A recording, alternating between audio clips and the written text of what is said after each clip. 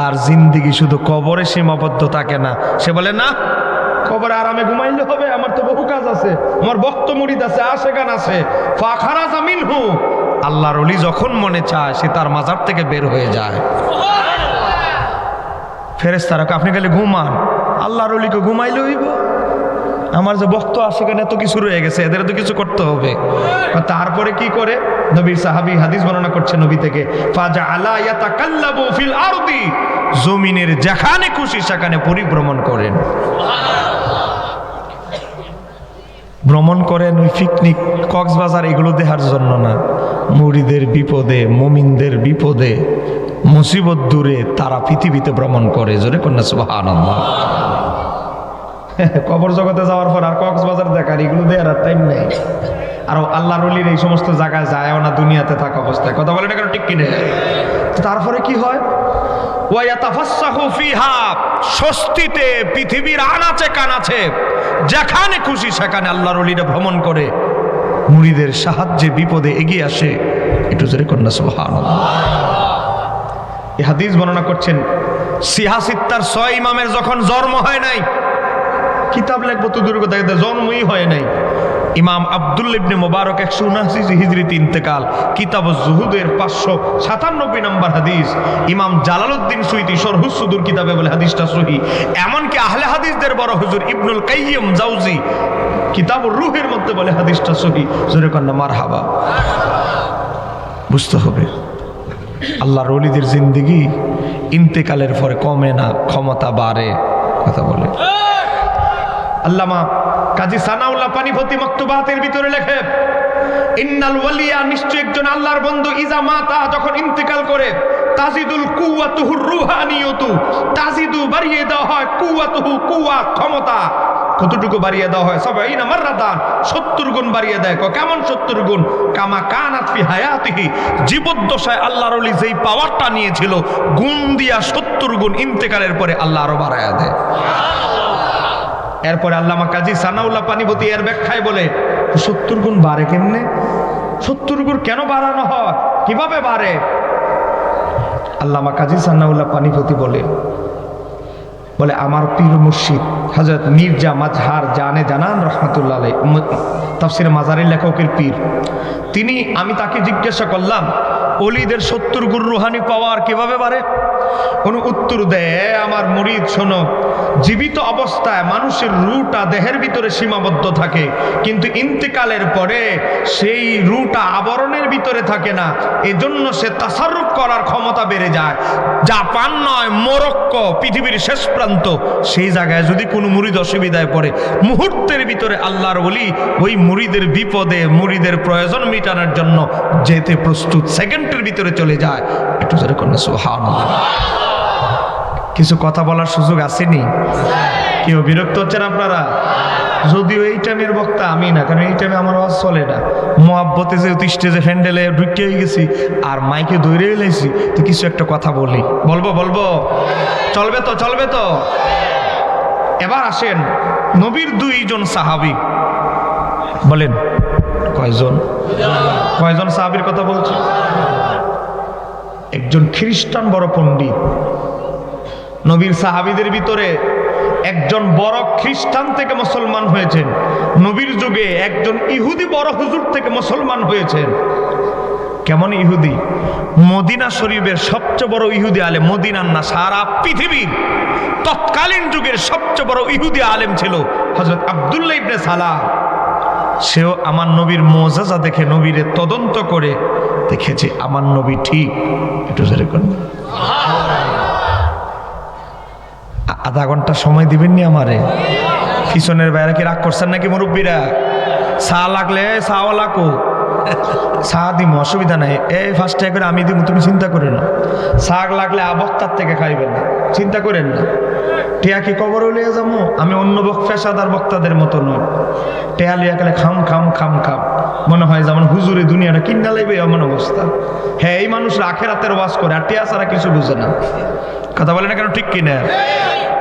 এজন্য নিয়াত করতেছে আগামী বছর মাহফিল নয় বন্ধ করে দিতেছে, কোনো ওয়াজই করবো না, কারণ ওয়াজের লাইন, বক্তা লাইনটা হলো একটা বাজে লাইন। রাগ করতেছেন আপনারা? টিয়া আগে ফাটাইয়া দেয়, তাও ওয়াজে আইতে চায় না। আছে না? যেমন হ্যাঁ বাপের দিনের জমিদারি আগে টেয়ারা ফাড়াই দিত, নাহলে করতে পারিত না। আবার কয় দিনের খাদেম। এটারে কি দিনের খাদেম কয় না দিনের ব্যবসা? দিনের নাম দিয়া ব্যবসা। আমি চট্টগ্রাম থেকে আসছি, আমি গরিব মানুষ, আপনারা জানেন। আমার সমস্ত ইনভেস্ট হলো বই খাতায়, বই কিনা ফ্রেশে দিয়া টেয়া শেষ। আমি গাড়ি কিনতে পারি না, ভাড়া গাড়ি চালাই। তাও আমরা সহজে বলি না। মাঝে মাঝে অমানবিক মানুষ নির্যাতন করে। আমি আশুগঞ্জ একটা মাহফিল আসছি, বিশ্বাস করবেন 8,500 টাকাতে গাড়ি ভাড়া করছি। আমি কন্ট্যাক্ট করি না, আমার 9,000 টাকা ধরাই দিস। এখন আপনারা বলেন আমরা কোথায় যাবো? বলুন, আমরা কন্ট্যাক্ট করি না, এটা এক মুসিবত। আর কন্ট্যাক্ট কইরা টেয়া আগে না ব্যাংকে ফাটাইলে বিকাশে ঘর থেকে বের হয় না। এখন আপনারা আমাদের উপরে করেন জুলুম, আবার এই বক্তারাও সুযোগ পায় কিছু করে জুলুম। কেউ রাগ করতেছেন না আপনারা?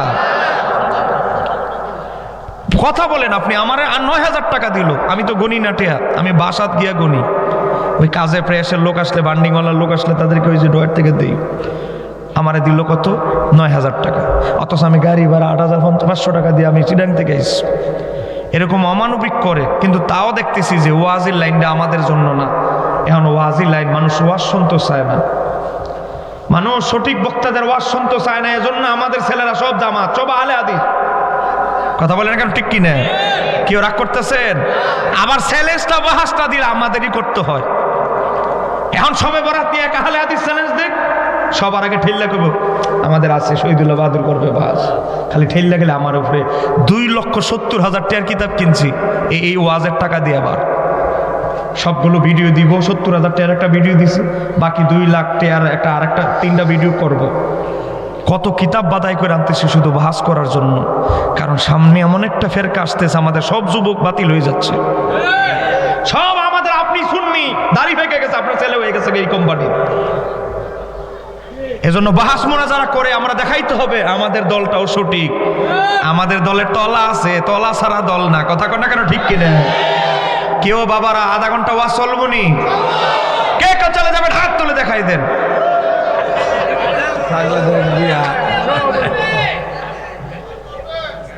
কেউ আপনারা কি যাইবেন না নাকি? এ যে হাত উঠাইছে হ্যাঁ করে 1 কাপ করে চা দিয়ে দাও। তোমার ছায়ের মধ্যে অনেক চিনি, এই চাটা নিয়ে দাও, কেউ খাওয়াইলো। কে খাইতে চায় খাওয়াই ফেলো, আমরা চিনি খাই না। চিনিটা খাইতে দিলে আমার গলাটা বসে যাবে। হ্যাঁ, তুমি আমারটা বরকত হিসাবে খাইয়ালাও। নবীর 2 জন বলেন, নবী কয়জন সাহাবী?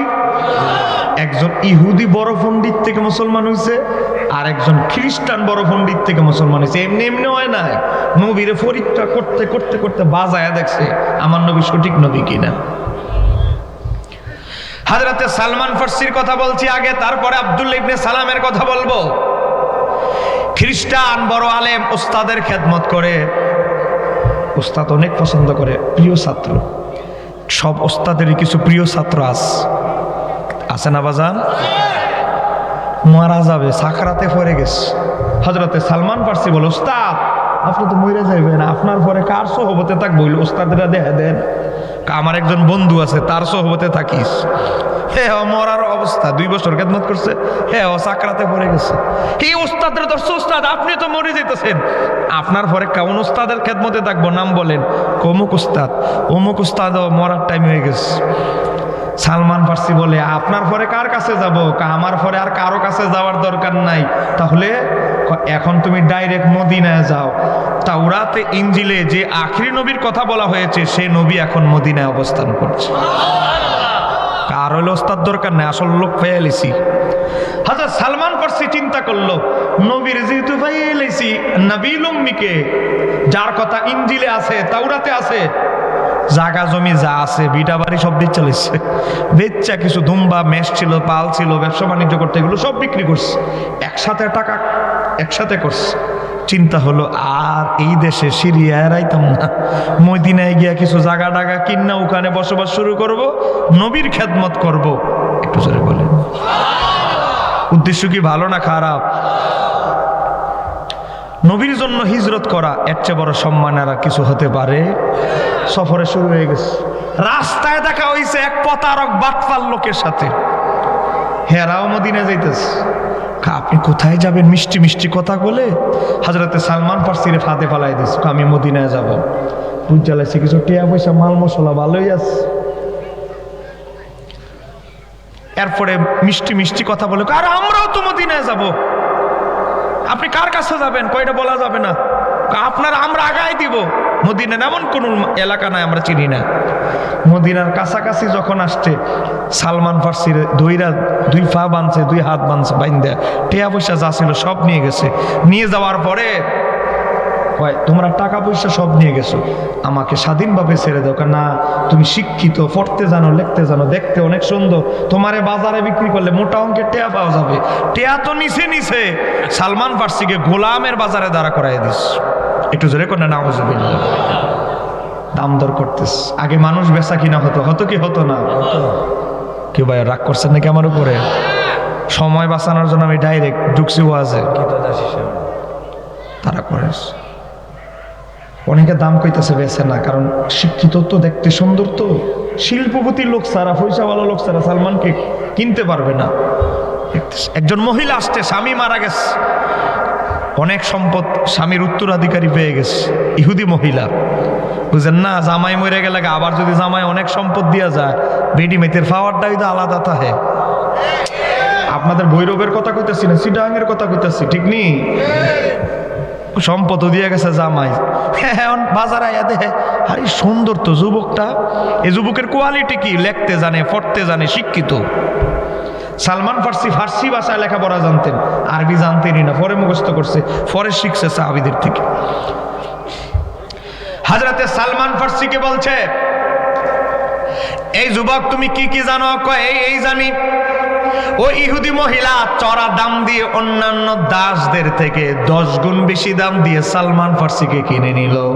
নিয়ে যাওয়ার পরে ইহুদি মহিলা বলে, হেই, তোমার কাম হইলো বাগানে যে কতলা কর্মচারী কাজ করে, এদের ডিউটি হিসাব করবা, কতলা খেজুর ঢুকলো, কতগুলো খেজুর বাগান থেকে বেচা হচ্ছে, তুমি খালি হিসাব করো, বাগানে বাগানে ঘুরো। আসছে নবীর খেদমত করতে, এখন মহিলার খেদমতে লাগাই দিস। কথা বলেন, আসছে কার খেদমত করতে? নবীর খেদমত। ভাগ্যের কি নির্মম পরিহাস, সালমান ফার্সি হয়ে গেছেন একজন মহিলার গোলাম। সালমান ফার্সি বলে, আমি আমার লক্ষ্য উদ্দেশ্য থেকে দূরে যাব না। হযরতে সালমান ফার্সি গোপনে খবর নিতেছে নবী এখন কার বাড়িতে আছে। তথ্য কালেকশন করে বুঝতে পেরেছে নবী এখন হযরতে আবু আইয়ুব আনসারীর বাড়িতে আছে। তথ্য কালেকশন ফাইনাল হয়ে গেছে। ইহুদি ওই মহিলার কাছে বলে, বেগম সাহেবা, আমাকে 2 ঘন্টার জন্য ছুটি দেন, আমার জিনজিল ফরা থাকবে পায়ে এবং হাতে, এবং 2 জন সৈন্য আমার সাথে দিবেন। আমি যদি ফালানোর ভয় থাকে আপনার, তাও আমার ওই প্রিয় মানুষটার সাথে একটু আধা ঘন্টা দেখা করার সুযোগ দেন, 2 ঘন্টার মধ্যে চলে আসবো। ইহুদি মহিলা বলে, এই সালমান, তুমি না বলছো তোমার কোন আত্মীয় স্বজন মদিনায় নাই, এখন আবার প্রিয় মানুষ করতে গাইলো, কয়টা ভুলে কইলিস, এখন আমি যাইতে দেন। ঠিক আছে, তোমারে বিশ্বাস করি, শিকল ফরাইতে হবে না, এটা অপরাধীর মতো। 2 জন সৈন্য দিচ্ছি, তুমি তাদের সাথে যাবে, তাদের সাথে আসবে। সালমান ফার্সি চিন্তা করলো, নবীর দরবারে যাব, একেবারে খালি হাতে গেলে এটা দেখতে কেমন দেখা যায়। এখন উনি হইলাম দাস, উনি কোত্থেকে খেজুর কিনে দিবে? এই আওয়াজ করে না। হযরতে সালমান ফার্সি কি করলো, কিছু অনিষ্ট খেজুর, ওয়াস্টিস খেজুর, আরবের মানুষরা বাগানে ফুকে খেয়ালিস, পাখি ছিদ্র করে নষ্ট করে ফেলেছে, এগুলোকে ঝুড়ির মধ্যে রাখা হতো, বাগানের সামনে গরিব আইলে 1-2টা করে দিত। ওয়াস্টিস খেজুর, এগুলোকে সৎকার জন্য রাখা হইতো, দান সৎকার জন্য।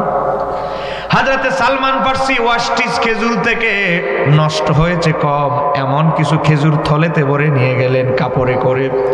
আমার নবীর দরবারে গেলেন, নবীর পালক পুত্র যায়েদ ইবনে হারেসা সাক্ষাৎ ঘটাইলেন।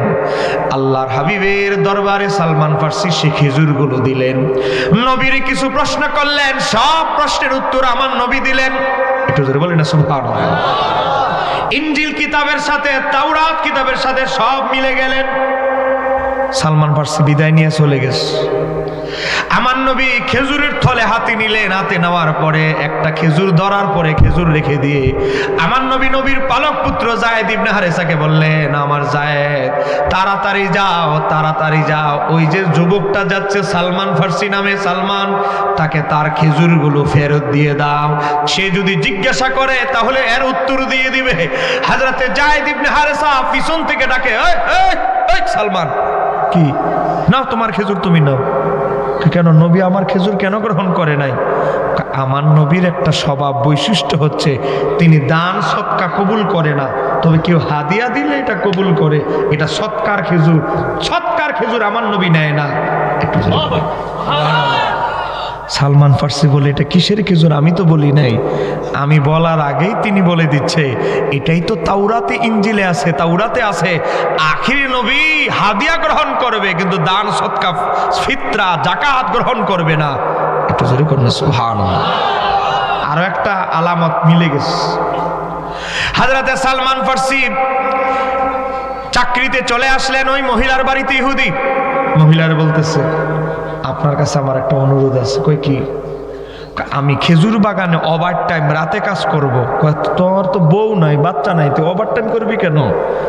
ওই যে বললাম না, মদিনায় আমার একজন প্রিয় মানুষ আছে, তাকে আমি কিছু আমার পারিশ্রমিক দিয়ে কিছু খেজুর দিয়ে দিব।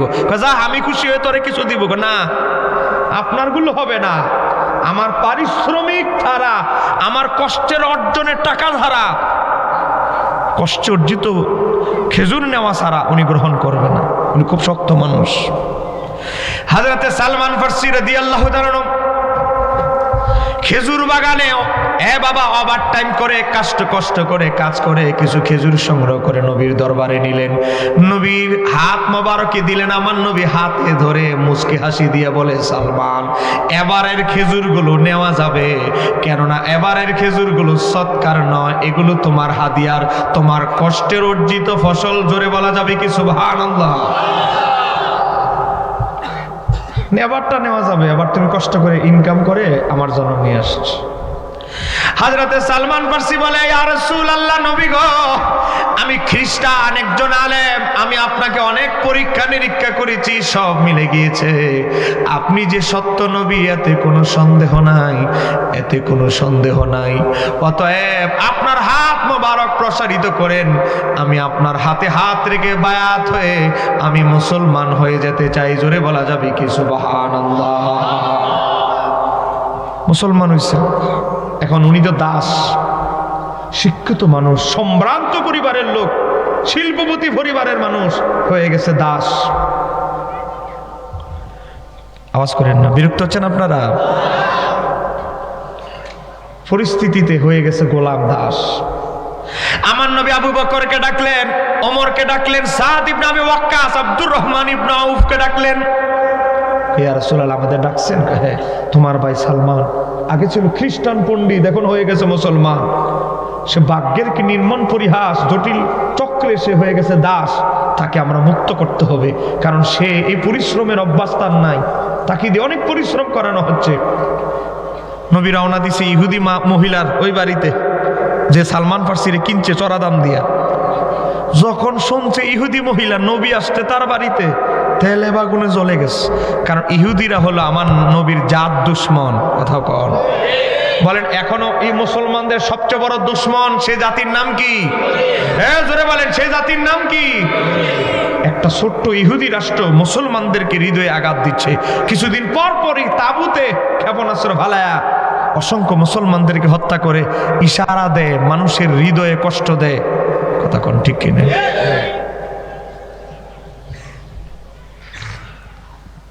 মহিলা যখন শুনছে আমার নবী এর বাড়িতে আইছে, এত চোখ মুখ চেহারা আরেক দেশে গেছে। আমার নবী বললেন, এ মহিলা, আমি আমার এই যে সালমান, সে তোমার দাস, আমি তাকে মুক্ত করতে এসেছি, সে আমার সাহাবী হয়ে গেছে। অতএব তুমি তাকে কত দাম দিয়ে কিনেছো, তার চেয়ে বেশি হাদিয়া দিয়ে আমি তাকে কিনতে চাই, মুক্ত করতে চাই। একটু জোরে করেন সুবহানাল্লাহ।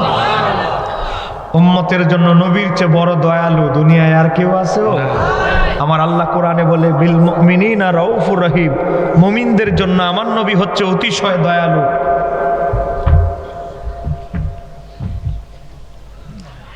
ইহুদি মহিলাকে আমি কি বেচবো বলছি?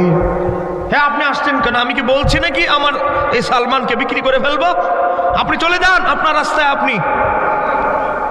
আমি বিক্রি করব না। বুঝেন না, জামাই মরে গেছে, পাওয়ারটা তো দাবল। আমি কি বলছি নাকি বিক্রি করব সালমানকে? তারে আমার দরকার, আমি বিক্রি করব না। আমার নবী বুঝালেছে এই মহিলারা কেমনি ঠান্ডা করতে হয়। নবী বলে এই ওষুধ আমার কাছে আছে।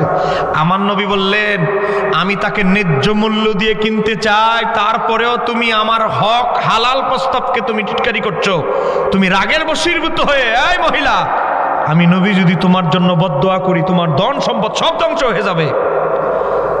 মহিলা ঠান্ডা হয়ে গেছে। মহিলা কারিকা, আমি ওনার নবী মানি আর না মানি, উনি তো সত্য নবী, এতে কোনো সন্দেহ নাই। উনি যদি বদদোয়া করে আমার ব্যবসা বাণিজ্য সব শেষ।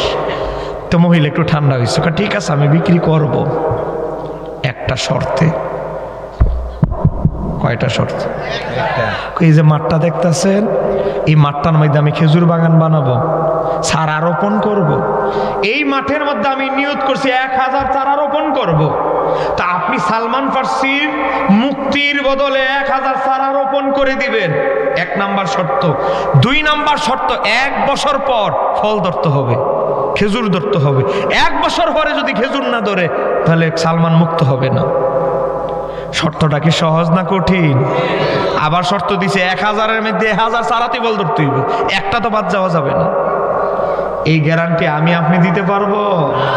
আমার নবী মুস্কি হাসি দিয়ে বলে কোনো অসুবিধাই নাই। আমার নবী বললেন আমার আবু বকর তুমি কয়টা চারা দিবা?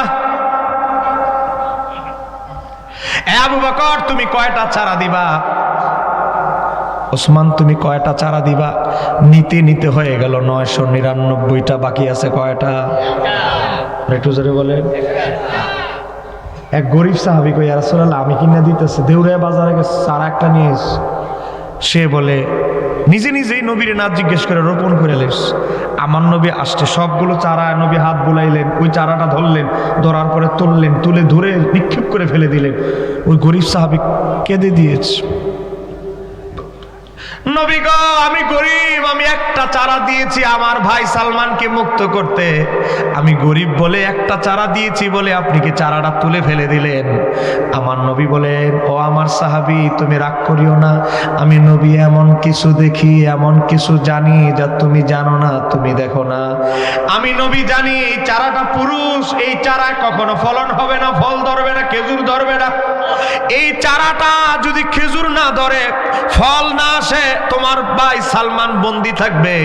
এজন্য আমি নবী এই গাছে যেহেতু ফলন হবে না, এই কারণে আমি চারাটা ফেলে দিয়েছি, অন্য একটা চারা রোপণ করব। তুমি কি চাও তোমার ভাই সালমান আজীবনই গোলাম থাকুক? না চাই না ইয়া রাসূলুল্লাহ। তাহলে তুমি রাগ করতেছো কেন? না ও নবী আমি তো জানি না আপনার মতো কোন গাছে ফলন হবে, কোন গাছে ফলন হবে না। চিৎকার দিয়ে বলা যাবে কি সুবহানাল্লাহ? বলেন চারা রোপণ করার পর আম গাছ হোক, জাম গাছ হোক, যেই গাছ হোক, এই গাছে ফল হবে কি হবে না এটা বলার ক্ষমতা আমার আপনার আছে? আর হে নবী হের মতো নবী গায়েব জানে না, সব গায়েব আল্লাহ বেলে জানে।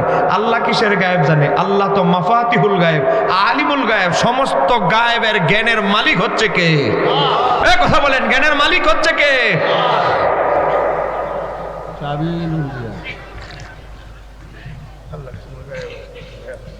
আল্লাহর কাছে কোনো গায়েব আছে? ইন্নাহু বিকুল্লি শাইইন মুহিত, তিনি সব কিছুকে পরিবেষ্টন করে আছে। অনুপরমাণু কোনো কিছু আল্লাহর কাছে গোপন। হ্যাঁ আওয়াজ করবে না, 20টা মিনিট আমার সময় দেন, মহব্বত করে আইছি, হক আদায় করতে হবে। কেউ 20 মিনিট সময় দিবেন নিও বাজান, আমারে দিবেন তো ইনশাআল্লাহ? ফেরেশতাদের দেখায় যাবে নেই, এই ফেরেশতাদের একটু দেখায় দেন। নারায়ে তাকবীর, একটু জোরে বলতে হবে নারায়ে তাকবীর, নারায়ে রিসালাত। শম্ভুপুর পাক দরবার শরীফ। সম্মানিত হাজিরিন, গভীরভাবে লক্ষ্য করে ঠিকই 1 বছর পরে একটা চারাও বাদ যায় নাই, প্রত্যেকটা চারায় খেজুরের ফল ধরেছে, ফুল ফুটেছে। একটু জোরে কন্যা সুবহানাল্লাহ। এই সালমান ফার্সির সাথে আরেকজন মুসলমান হয়েছেন, তিনি ইহুদি থেকে, সালমান ফার্সি তো খ্রিস্টান থেকে, তিনি হচ্ছে হযরতে আব্দুল্লাহ ইবনে সালাম। তিনি নবীর এসে প্রশ্ন করলেন, উড়া দুরা 11টা প্রশ্ন করে ফেলেছে। জান্নাতে সর্বপ্রথম কি খাওয়াবে? মাছের কলিজা। মাছের কলিজা বুনা, একটু জোরে করেন না সুবহানাল্লাহ। অনেক মানুষ দেখবেন মাছের কলিজা বুনা এটা পছন্দ করে, আবার অনেকে বাজারে হালাই দিয়ে পড়ে। হ্যাঁ, কি আছে না? কিন্তু আল্লাহ কিন্তু চয়েস করে রাখছে জান্নাতীদের সর্বপ্রথম মেহমানদারি এটা দিয়েই করব। একটু জোরে করেন না সুবহানাল্লাহ। প্রশ্ন কি একটার পর একটা উড়াদুরা প্রশ্ন। সব প্রশ্নের উত্তর দেওয়ার পরে হযরতে আব্দুল্লাহ ইবনে সালাম বলে, আপনি যে সত্য নবী, তাওরাতের সাথে সব মিলে গিয়েছে। একটু জোরে করেন না সুবহানাল্লাহ। বায়াত হয়ে গেছে। এখন হযরতে সালমান ফার্সি আব্দুল্লাহ ইবনে সালামকে আমার নবী বলছে, আব্দুল্লাহ ইবনে সালাম, আমি একটা বাহাসের আয়োজন করতে চাই তোমার সভাপতিত্বে, রাজি আছো? আচ্ছা রাজি। সব ইহুদি আলেমদেরকে ডাকস, তোমরা বলো তো আব্দুল্লাহ ইবনে সালাম কেমন আলেম? জগৎ বিখ্যাত আলেম। আরে বাবারে, কেমন আলেম? আরে সারা পৃথিবীতে ওনার চেয়ে বড় ইহুদি আলেম নাই। আবার বলো, শ্রেষ্ঠ আলেম। আচ্ছা ঠিক আছে, এই আব্দুল্লাহ ইবনে সালাম তুমি কোথায়? বের হইছে পর্দার ভিতর থেকে। এরা আতঙ্কিত হয়ে গেছে, কি রে আব্দুল্লাহ ইবনে সালাম এনে আসলো কেন, এখানে কেন? আমার নবী আব্দুল্লাহ ইবনে সালামকে আমার নবীর ব্যাপারে যত তাওরাতে যত কথা আছে প্রশ্ন করলেন, সব প্রশ্নের জবাব আব্দুল্লাহ ইবনে সালাম তাওরাতের সাথে মিলায়া দিলেন। ইহুদিদের চেহারা ফ্যাকাশে হয়ে গেল, বলতে লাগলো, এ হলো একজন মিথ্যুক, বাটপার, সিটার, হ্যাকির আলেম। একটু জোরে কোন নাউজুবিল্লাহ। একটু আগে কইল দেশ বরণ্য, পৃথিবী বরণ্য, আরব বরণ্য, অমুক বরণ্য আলেম। এখন কয়ার মতো বাটপার আর দুনিয়াত নাই, এখন বলে বাটপার হয়ে গেছে গা। সে আব্দুল্লাহ ইবনে সালামের সাথে সালমান ফার্সির, দুইজনই ভিন্ন ধর্মের বড় আলেম, মহব্বত ছিল। নবীর ওফাতের পরে হযরতে আব্দুল্লাহ ইবনে সালাম আর সালমান ফার্সি দুইজনের সাক্ষাৎ করলেন। হযরতে সালমান ফার্সি বললেন, আব্দুল্লাহ ইবনে সালামকে বললেন, ও আমার বন্ধু আব্দুল্লাহ ইবনে সালাম। সালমান ফার্সি বলতেছে, আপনার যদি ইন্তেকাল আগে হয় তাহলে আপনি নবীর সাথে যখন আপনার দেখা হবে, আমার সালাম আমার দয়াল নবীর দরবারে আপনি পৌঁছে দিবে। আর আব্দুল্লাহ ইবনে সালাম বলে, তোমার যদি মরণ আমার পরে হয়? না, আমার ধারণা আপনার ইন্তেকাল আমার আগেই হবে। হযরতে আব্দুল্লাহ ইবনে সালাম, ঠিক আছে, আমার সাথে যদি নবীর আগে সাক্ষাৎ ইন্তেকাল হয়, তোমার সালাম নবীর কাছে দিব। ঠিকই আগে ইন্তেকাল হয়ে গেল। স্বপ্নে আব্দুল্লাহ ইবনে সালাম উত্তর দিতে লাগলো, ভাই সালমান, আমি তোমার সালাম নবীর দরবারে পৌঁছে দিয়েছি। আমি নবীর সাথে উঠা বসা করতেছি, চলাফেরা করতেছি। হযরতে সালমান ফার্সি, হযরতে আব্দুল্লাহ ইবনে সালাম বলে, কয় কি বলেন? ফাইনাল আরহাউল মুমিনিনা, কয়েকজন মুমিনের রূহ ইন্তেকালের পরে তাযহাবু ফিল জান্নাতি হাইসু শাআত। একজন মুমিন, কামেল মুমিন, আল্লাহর ওলি, বুজুর্গ ব্যক্তি যখন ইন্তেকাল করে, তার ভ্রমণের সে এরিয়াটা শুধু দুনিয়ায় সীমাবদ্ধ থাকে না। সে জান্নাত থেকে শুরু করে দুনিয়ার আনাচে কানাচে, এবারতে এসেছে হাইসু শাআত, পৃথিবীর আনাচে কানাচে, দুনিয়ার যেই প্রান্তে আল্লাহর আলমের যত জগতের। এখন যে হুজুর ডাইব, এই হুজুরের লোক আমি এখন মাহফিল করেছি, বাদেশা কইরা হুজুরের ঘুম পাতায় দিয়েছি। জসিমউদ্দিন মুজাহিদি ভাই, এই হুজুর আইতাস, এটা জোরে কর না মারহাবা। বইর বই তৈলে তো ফজরের সময় আইলে কোনো অসুবিধা নাই।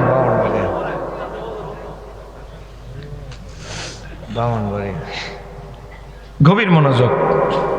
আপনার বিরক্ত হচ্ছে? চতুর্দিকে ফিতনা ফাসাদে দেশটা বইরা গেছে গা, কথা কোন ঠিক কি না? 3টা মিনিট হৃদয়ের কান লাগায় শুনতে হবে। আমি যে আব্দুল হাবের কথা বলছি, কোন আব্দুল হাব? 24 বছর বয়সে 3টা যুদ্ধে গেছেন, 3টা যুদ্ধে জয়লাভ করেছেন। বয়স হয়ে গেছে 24। বলেন আব্দুল হাবের বয়স কত? আব্দুল হাবের মা চিন্তা করলো, আমার একটা মাত্র ছেলে, 1.5 বছর বয়সে আমার স্বামী মারা গেছে, আমার ছেলের একটা বিয়ে করাই, মায়ের শখ। একজনে জানতো এই 3টা বাচ্চারে থামানতো, তোমরা তিনজনে তিন দিকে বসো। তিনজনে তিনজনে দেন। পিছনে যাও। তোমরা উঠে বসো। তিনজনে তিন দিকে দেন। এদের ওষুধই একটা সিট লেরে দিতে হইবে। সিট লারা ছাড়া কোনো উপায় নাই।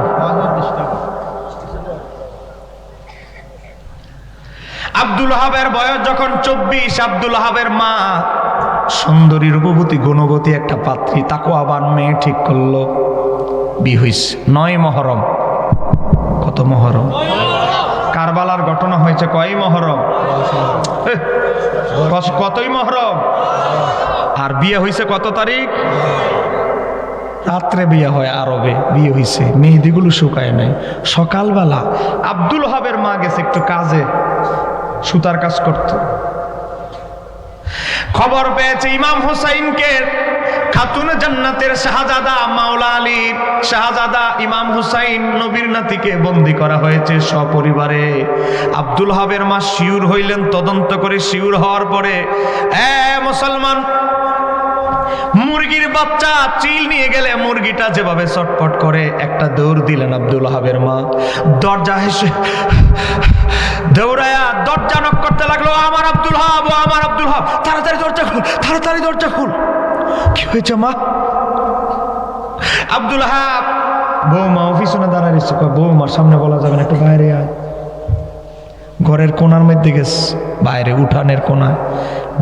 বৌমা ও চালাক, কি আমার সামনে কোয়া যাবে না, কি এমন কথা, একটু শুনে দেখি। কোনার মধ্যে আরিফ এইটা স্বামী আর শাশুড়ির কথা শুনতেছ। আব্দুল ওহাবের মা বলে, আব্দুল ওহাব, তোকে নিয়ে আমি গর্ব করার সময় এসে গেছে। কি বলতে চাও মা? তোর উসিলায় আমি জান্নাতুল ফিরদাউস কামাই করার সুযোগ এসে গেছে। কি করতে হবে মা? আমার সন্তান আব্দুল ওহাব, তোকে আমি বড় করেছি নবীর কদমে কবুল হয়ে যাওয়ার জন্য, নবীর দরবারে তুই কবুল মকবুল হওয়ার জন্য, আল্লাহ এবং তার রাসূলের জন্য উৎসর্গিত হওয়ার জন্য। ও আব্দুল ওহাব, জান্নাতের টিকিট কেনার সময় হয়ে গেছে, নবীর সাথে মিলিত হওয়ার সময় এসে গেছে। তাড়াতাড়ি তরবারি আর যুদ্ধের পোশাক, যুদ্ধের টুপি নিয়ে রওনা দে। কারবালা নামক জায়গায় ইমাম হুসাইনকে, নবীর নাতিকে বন্দী করা হয়েছে। ইমাম হুসাইনের পক্ষে ঝাঁপায়া পড়, হাসরের ময়দানে দেখা হবে। আল্লাহ যখন বলবে, ও আমার বন্দী, কি আমল নিয়ে তুই এসেছিস? আমি বলবো, আল্লাহ, আমি আমার সন্তানকে তোমার হাবিবের নাতি হুসাইনের জন্য কুরবানি দিয়েছিলাম। আব্দুল ওহাব ঘরের দিকে রওনা দিলেন। কদমটা দিতে দেরি, ডান কদম দিয়েছেন, বাম কদম দিয়ে দ্বিতীয় কদম দেওয়ার আগেই দেখে যুদ্ধের টুপি, তরবারি আর যুদ্ধের পোশাক নিয়ে আব্দুল ওহাবের স্ত্রী ঘরের দরজায় দাঁড়ায় আছে। আব্দুল ওহাব চোখের পানি ছেড়ে দিয়ে বলে, বিবি, তুমি জানো তুমি বিধবা হয়ে যাবে, কারণ ইমাম হুসাইনের পক্ষে যাওয়া মানে ফিরে আসার কোনো সুযোগ। কি বাবা, বোবা হয়ে গেলেন নাকি? বলেন, ইমাম হুসাইনের পক্ষে যাওয়া মানে ফিরে আসার কোনো সুযোগ। তুমি বিধবা হয়ে যাবে, তোমার হাতের মেহেদিগুলো এখনো শুকায় নাই, আমার হাতের মেহেদিগুলো শুকায় নাই। মাত্র গত রাত বিয়ে করেছি, এক রাত 24 ঘন্টাও তোমার সাথে কাটাই নাই, 12 ঘন্টা অতিবাহিত করেছি। ও বিবি, তুমি বিধবা হবে জানার পরেও তুমি তোমার স্বামীর জন্য যুদ্ধের পোশাক, টুপি, তরবারি নিয়ে দাঁড়ায় আসো। ও আমার স্বামী, আমি ধৈর্য ধারণ করতে পারবো। আমি আল্লাহর কাছে বলেছি, আল্লাহ আমার ধৈর্য ধারণের তৌফিক দাও। ও আমার স্বামী, এক রাতের কথা স্মরণ করে আমি বাকি জীবনটা কাটায়া দিব। আপনার মারে নিয়ে চিন্তা করিয়েন না, আমি নিজে খেটে কাজ করে আপনার মায়ের খেদমত করব। ও স্বামী, আমি একটা আশায় থাকবো, হাসরে আপনার সাথে হাউজে কাউসারের ময়দানে দেখা হবে। আল্লাহ যখন বলবে, ও আমার বান্দি, কি নিয়ে এসেছিস? আমি বলবো, আল্লাহ, আমার স্বামীর সাথে এক রাত আমি সংসার করেছি, তোমার হাবিবের নাতি ইমাম হুসাইনের জন্য আমি বান্দি অবাগী আমার স্বামীকে ওয়াকফ করে দিয়েছিলাম।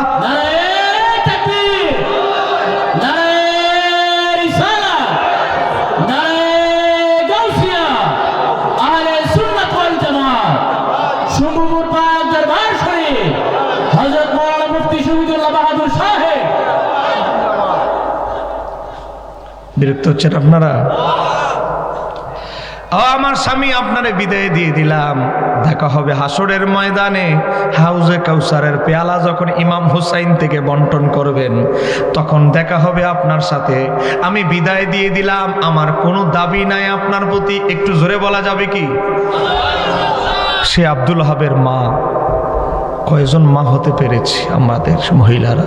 সে আব্দুল হাবের স্ত্রীর মতো ত্যাগ বাস্তবতায় কয়জন আমরা দিতে পেরেছি? এখন ইউটিউবে সার্চ দেন, আব্দুল হাবের মাজার লিখে সার্চ দেন, আরবিতে লিখে সার্চ দেন, ইংলিশে লিখে সার্চ দেন, পেয়ে যাবেন। কারবালার ময়দানে ইমাম হুসাইনের সঙ্গী সাথীদের প্রসিদ্ধ যোদ্ধা ছিল আব্দুল হাব, যে একা এজিদের 37 জন সৈন্যকে হত্যা করে জাহান্নামে পাঠায়া তীর মারতে মারতে রক্তগুলো বের হয়ে গেছে। তারপরে যখন পড়ে গেছে, তারপর আব্দুল হাবকে শহীদ করা হয়েছে। সামনে তলোয়ার চালায় কেউ সামনে টিকতে পারে নাই, তীর মারতে মারতে রক্তাক্ত করে শহীদ করতে হয়েছে। একটু জোরে কন্যা সুবহানাল্লাহ।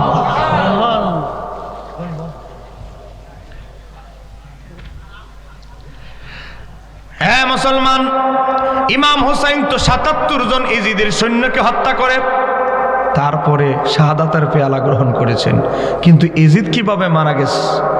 কোনদিন কোন আহলে হাদিস, কোন ওয়াহাবি আপনাদের ভৈরবে বলছে? পিছনের ভাইরা বলেন, কোনদিন বলেছে? আপনাদেরকে আমি বলে যাচ্ছি, আমার সামনে আপনি মোবাইলে সার্চ দিতে পারেন, ইউটিউবে গুগলে গিয়ে লিখবেন আল বিদায়া ওয়ান নিহায়া 8 নম্বর খণ্ড PDF লিখে সার্চ দেন, ইসলামিক ফাউন্ডেশন থেকে অনুবাদ, 429 পৃষ্ঠায় খুলে দেখেন। আমার আল্লাহ বড় বড় জালেমদেরকে দুনিয়া থেকে চিরবিদায় দিতে, জাহান্নামে পাঠাইতে আমার আল্লাহ একজন সৈন্য খরচ করতে হয় নাই। কথা কোন ঠিক কিনা? নমরুদের মতো মালাউন্ডে জাহান্নামে পাঠিয়ে দিয়েছে, একটা সৈন্য লাগে না, খালি একটা মশা দিয়ে ওই জাহান্নামে পাঠাই দিস। কথা কন না কেন? মশায় ঢুকছে আর খাদেমরা জোতা দিয়ে ফিডায়। খাদেমরা এক পর্যায়ে বিরক্ত হইয়া কয়, আজকে একটা কাম করি। কয় কি? আজকে এমন ফিডা দিব একদম মেরেলাম, আর মাথা জোতা দিয়ে ফিডাও লাগতো না, চাকরিও আমাদের শেষ হয়ে যাবে। এমন ফিডা দিছে নমরুদের একেবারে সত্যি সত্যি মেরে লেছে জোতা দিয়ে ফিডাইয়া। কথা কোন ঠিক কিনে? ফেরাউনরা পানিতে সুবাই আমার আল্লাহ মেরেছে। কথা কোন ঠিক কিনে? আব্রাহা বাদশার কাহিনী শুনছেন নি আপনারা? সূরা ফিল, আলাম তারা কাইফা ফাআলা, এই তাফসীর করেন আপনাদের সমাজে? ওহাবীরা অর্ধেকটা করে আর অর্ধেকটা বাদ দেয়, অর্ধেকটা লুকায় আর অর্ধেকটা কয়। আমি চ্যালেঞ্জ করে বলি, আপনাদের ভৈরবের জমিনে সূরা ফিলের এতদিন যে তাফসীর হয়েছে, এটা অসম্পূর্ণ তাফসীর। সম্পূর্ণ তাফসীর লিখেছেন ইমাম জালালউদ্দিন সুয়ুতী, আল খাসায়েসুল কুবরা, প্রথম খণ্ড 63 পৃষ্ঠায়। একটু জোরে কন্যা মারহাবা। 2 মিনিটে বলবো নি? এরপরে ইজিদ মালাউন কেমনে মরছে, মরার ঘটনা কম বিভিন্ন 5 মিনিট সময়।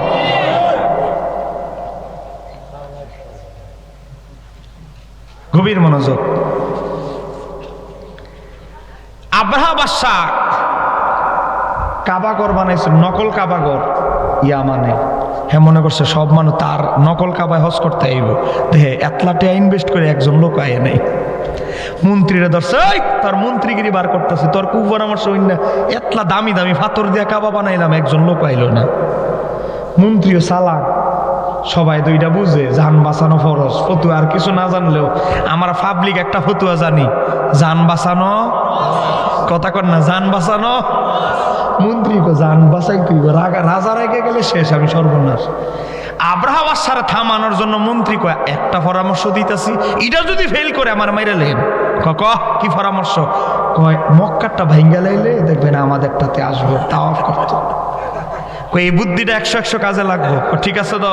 এবার যদি মন্ত্রী মক্কাটা ভাঙার পরে আমার দেশে হজ করতে মান না, তোর একদিন তো আমার একদিন। আসছে আব্রাহা বাদশার বাহিনীর একটা বিশেষত্ব ছিল, হাতি বাহিনী। বিশাল বড় বড় হাতি ছিল। বিল্ডিং এ লাথি দিলে আব্রাহা বাদশার হাতিরা বিল্ডিং ধসে পড়তো, এত শক্তিশালী ছিল, তার পাওয়ারফুল ছিল তার হাতি নিয়ে এসে গর্ব করত। আব্রাহা বাদশা যখন মক্কার কাছাকাছি আসলো, মক্কার সব মানুষ মক্কা থেকে পালায়ন করলো। সব মানুষ ভাগ্যে গেছে, ডেক ডিস্কে হান্ডি বাতিল যা আছে সব নিয়ে গেছে। মক্কাতে তখন মানুষ ছিল মাত্র 3 জন। কয়জন?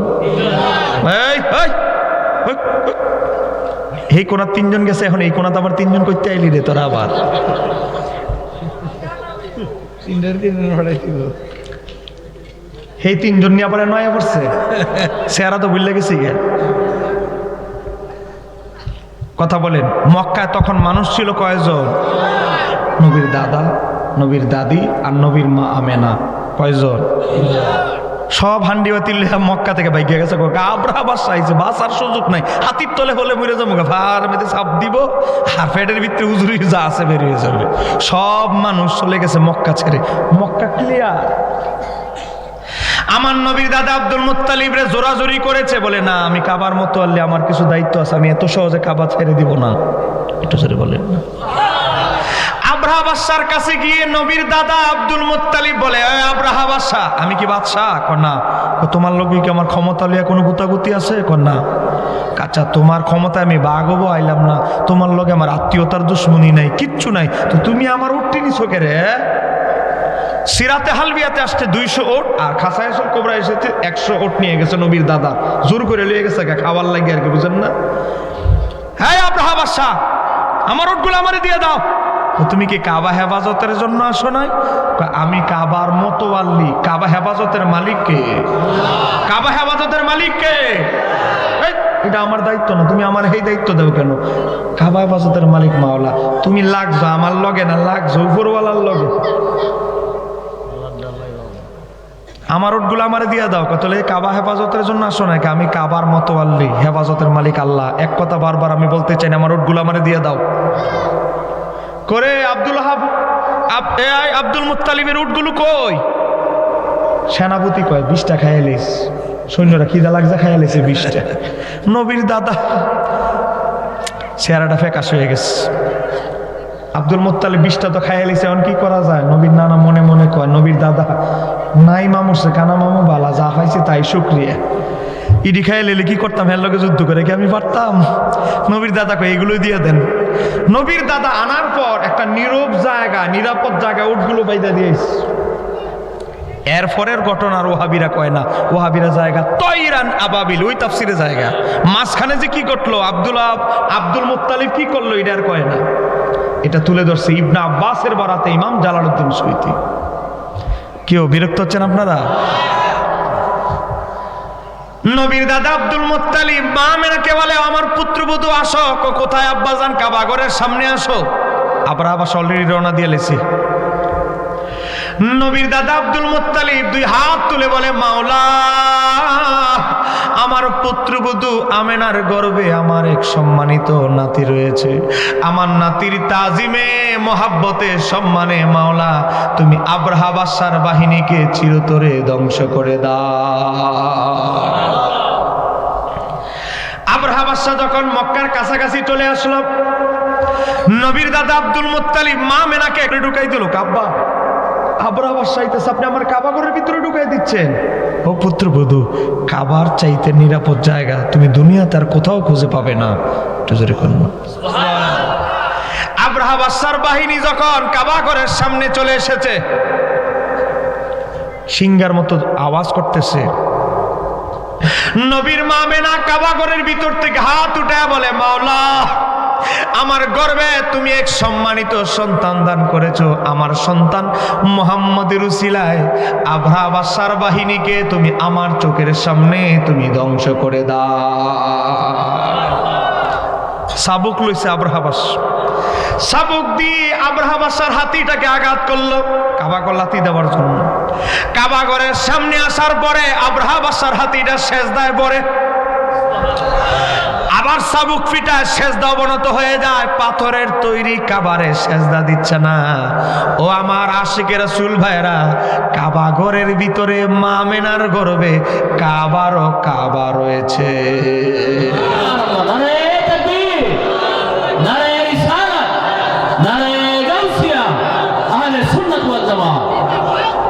বলেন আমার নবী কাবারও কাবা, কোন সন্দেহ আছে? আবু মাহাজুরা প্রথমে ছিল ইহুদি, গান গাইতো। কি গাইতো?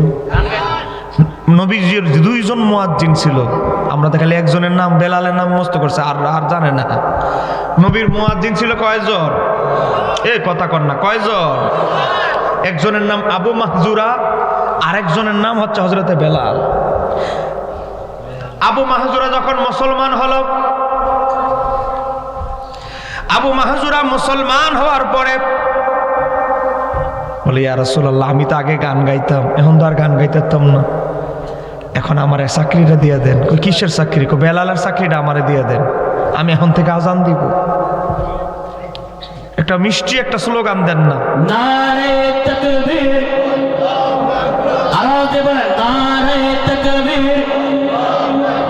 নারে রিসালাত, আহলে সুন্নাত ওয়াল জামাত, বিশেষ বক্তার আগমন, বিশেষ বক্তার আগমন, মুফতি জসিমউদ্দিন মুজাহিদ সাহেবের আগমন, ফাতেহা মাহফিলের পক্ষ থেকে, পাক দরবারের পক্ষ থেকে নারে তাকবীর, নারে রিসালাত, আহলে সুন্নাত ওয়াল জামাত, মুফতি জসিমউদ্দিন মুজাহিদ সাহেবের আগমন, পীর সাহেব হুজুরের আগমন, পীর সাহেব হুজুরের আগমন, শুভেচ্ছার স্বাগতম। নারে তাকবীর, আল্লাহু আকবার। নারে রিসালাত, নারে গাউসিয়া,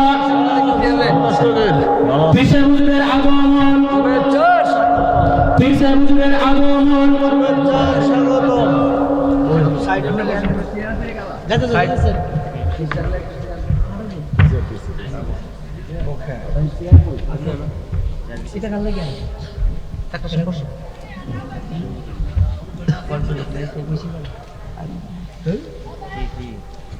ইহুদি থেকে মুসলমান হইছে। কই, ইয়া রাসূলুল্লাহ, আগে তো আমি গান গাইতাম, এখন তো আর গান গাইতাম না, এখন বেলালের চাকরিটা আমারে দিয়ে দেন, আমি আজান দিব।